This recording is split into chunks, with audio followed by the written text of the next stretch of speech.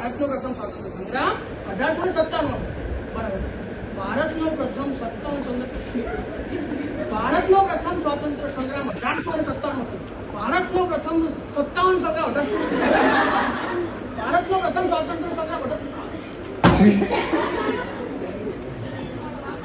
પરીક્ષાનું ભૂત પેદા કરી. જો કોઈ દિવસ રસ્તા મળી જાય ને એનો મેળવાનો નહીં.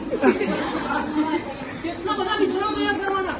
શિક્ષકે એક વિષય ભણાવે, આપણે 7 વિષય ભણવું ને.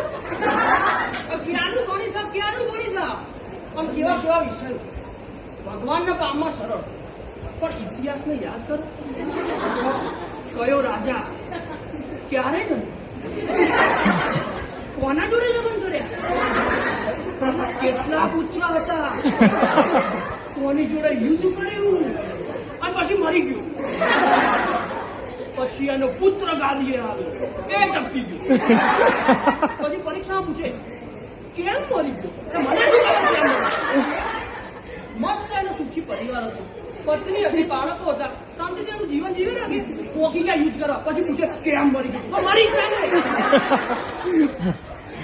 પછી કેટલા બધા તો રાજા, અકબર, બાબર, હુમાયુન, ઔરંગઝેબ. મને મારા દાદા પરદાદા નામ યાદ નહીં રહેતા. એમના દાદા ત્રણ પ્લાસીના યુદ્ધ, ત્રણ પાણીપતના યુદ્ધ, ત્રણ પાણીપતના યુદ્ધ. મેં કીધું જવા તો યાર, આટલું બધું હું નહીં ગોખી શકું. એક કામ કરું, કાપલી જ બનાવી, કાપલી બનાવી પરીક્ષામાં લખવા કરી દઉં. આ આઈડિયા મસ્ત. માઇક્રો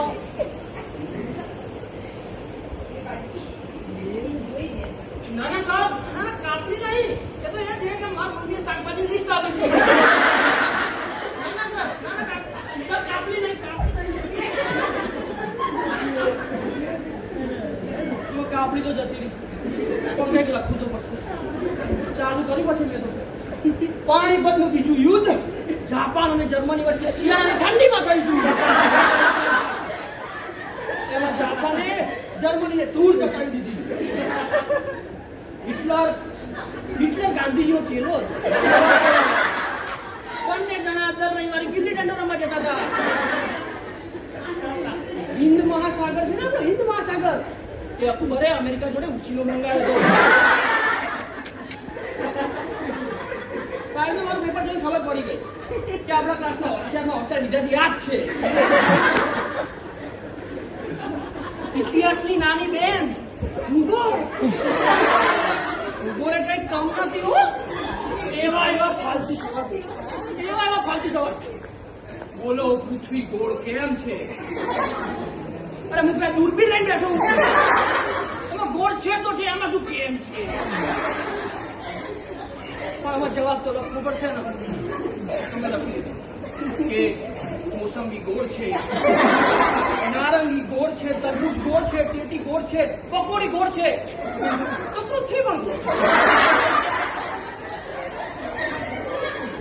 મારું પેપર જોઈ સર, આ બધું ગોળ છે ને, તારા માર્ક્સ પણ ગોળ છે.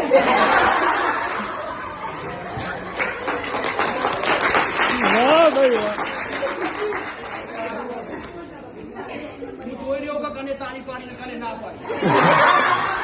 જેને નહીં પાડી આવતા જન્મમાં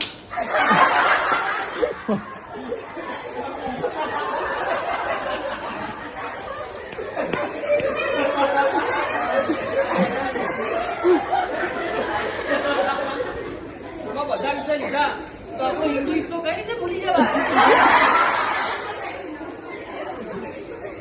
અંગ્રેજો તો જતા રહ્યા, ઇંગ્લિશ માં મેળતા ગયા. મનીષા મેડમે લખ્યું HONEST. કોણ વાંચશે? તું મેડમ હું વાંચું. સારું ચાલ તું વાંચ. હોનેસ્ટ. એચ સાયલેન્ટ હોય, ઓનેસ્ટ ના વંચાય ને ઓનેસ્ટ કહેવાય. ઓનેસ્ટ. અરે મેડમ ઓનેસ્ટ, અચ્છા ભૂલી ગયો મેડમ, સોરી ભૂલી ગયો. હવે આ ભૂલ ના કરતો. HOUR. કોણ વાંચશે? મેડમ હું વાંચું.